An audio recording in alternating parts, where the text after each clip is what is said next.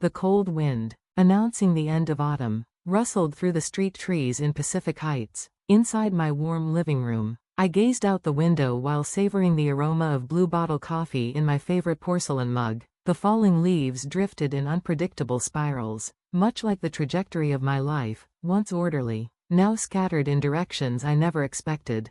On the mantelpiece sat a framed photograph of my parents, both gone for 5 years now. It was our last picture together, taken in Napa Valley during a holiday trip. My father had his arm around my shoulders, his smile full of quiet pride. I could almost hear his voice again. "Catherine, you're a good girl." That memory alone often gave me the strength to push forward when life felt unbearable.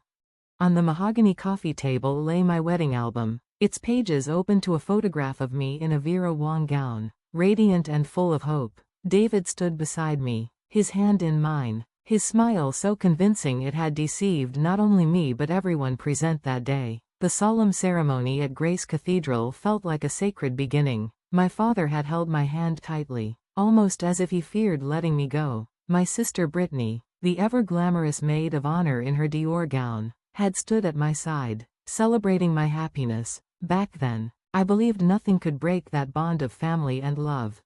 Now, every image in that album was tainted with irony.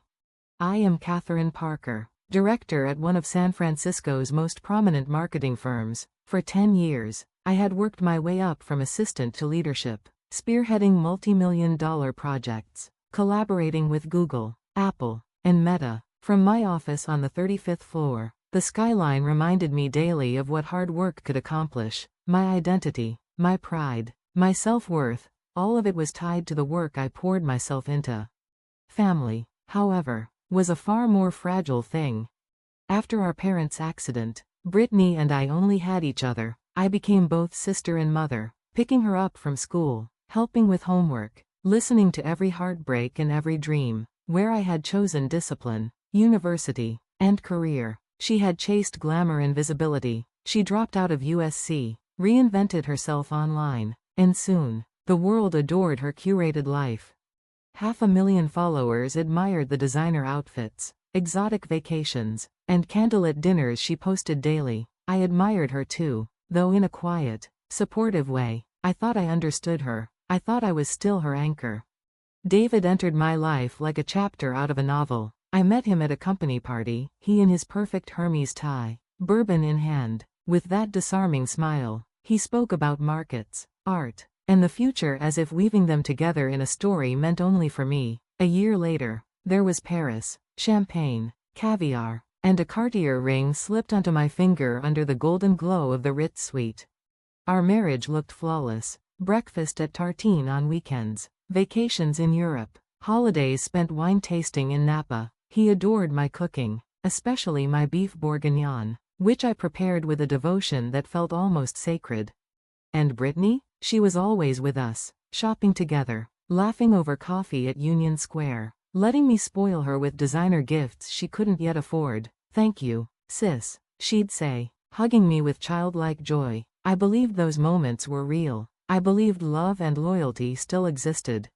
But loyalty has a way of unraveling silently.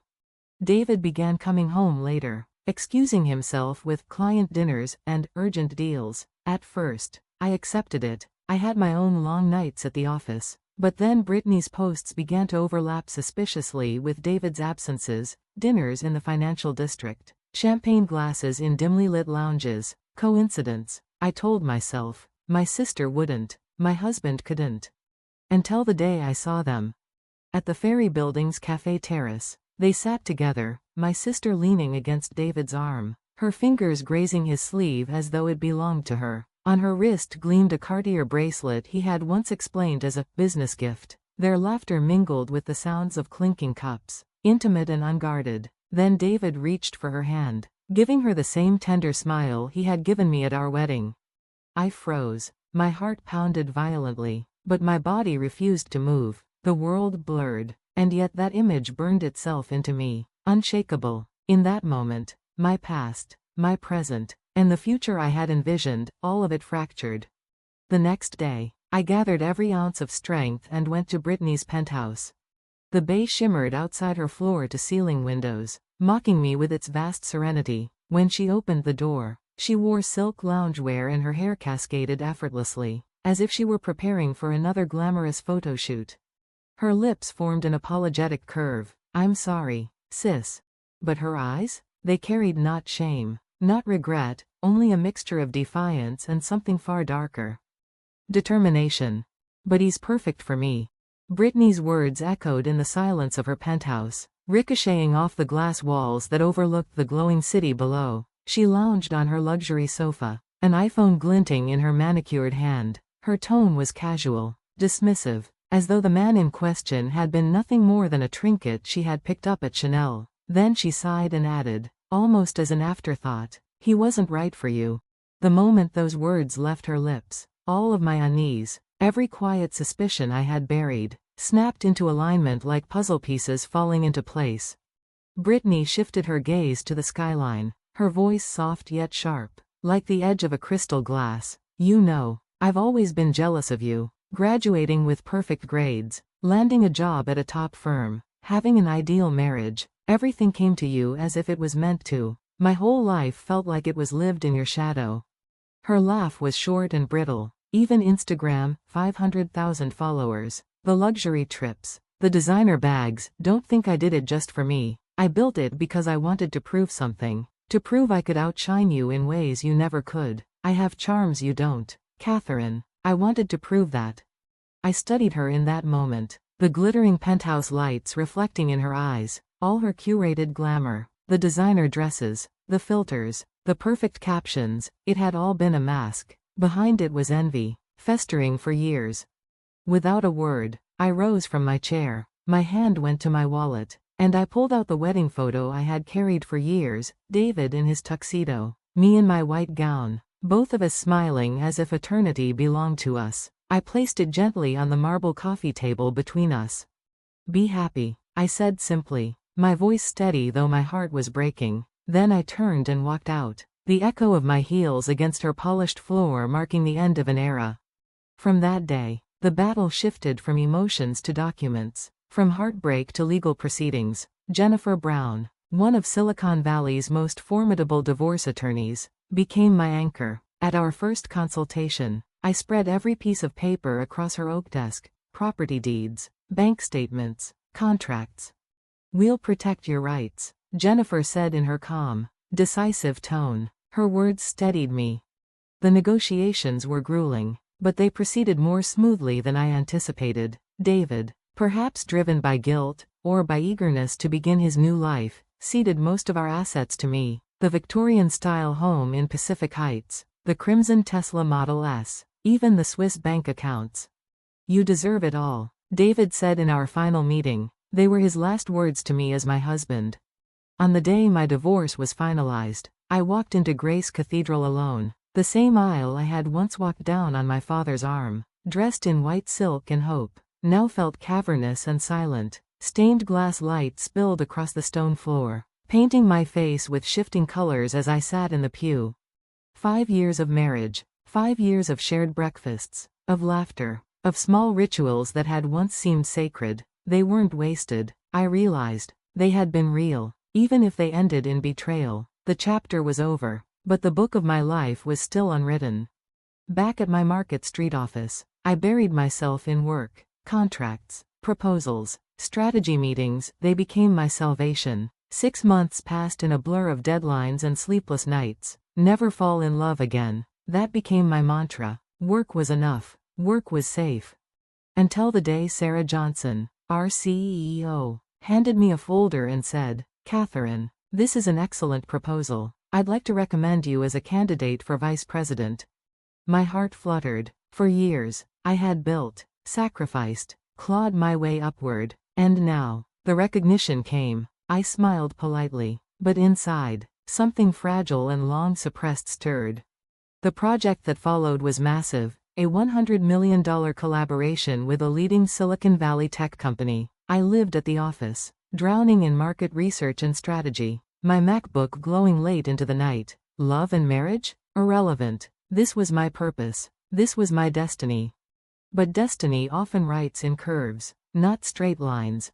About the Silicon Valley property, Janet from real estate called one crisp autumn afternoon. We've found something. An ideal office building. But the owner is quite a big name. That same week, I drove down to Palo Alto. The building rose sleek and modern from its quiet corner, all glass and concrete, reflecting the autumn sky like a work of living art. This is it, I murmured, drawn inexplicably. And then, behind me, a voice, it's my firm's proudest creation. I turned to see him, James Morrison, distinguished, composed, dressed in a flawless Brooks Brothers three-piece suit, an architect with a Harvard pedigree. His designs celebrated worldwide. His presence carried both confidence and warmth, a rare balance. We spoke briefly, at first professionally, design, functionality, balance, but when he invited me to the cafe inside the building, I didn't refuse. Over coffee, he sketched quick designs in his notebook, speaking with a passion that drew me in despite myself.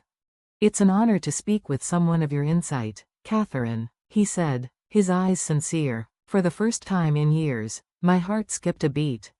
Weeks passed. Property negotiations gave way to weekly meetings. Meetings gave way to dinners. Dinners gave way to late-night conversations that drifted from work to art, to books, to dreams. He had a way of listening, not as though waiting for his turn to speak, but as though every word I said mattered.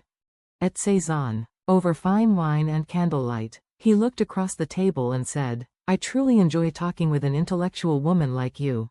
I looked away, swallowing the warmth that crept up my throat. I told myself it was just business, just friendship, just something safe. But little by little, the walls I had so carefully built began to soften. Christmas arrived. The Legion of Honor glowed with festive lights. The marble courtyard bathed in silver moonlight. After the gala, as music drifted faintly from the hall, James turned to me. Slowly, he knelt down, his voice low but steady. From the moment I saw you, I felt it was destiny. Catherine Parker, would you walk through life with me? In his hand, a small velvet box. Inside, a vintage ring that caught the moonlight. Tears welled in my eyes before I could stop them. My voice trembled. But I don't deserve. He took my hand, his touch firm, reassuring. You more than deserve happiness. If anything, I've been questioning daily whether I'm worthy of you. The words pierced through the last fragments of fear. The locked doors within me gave way.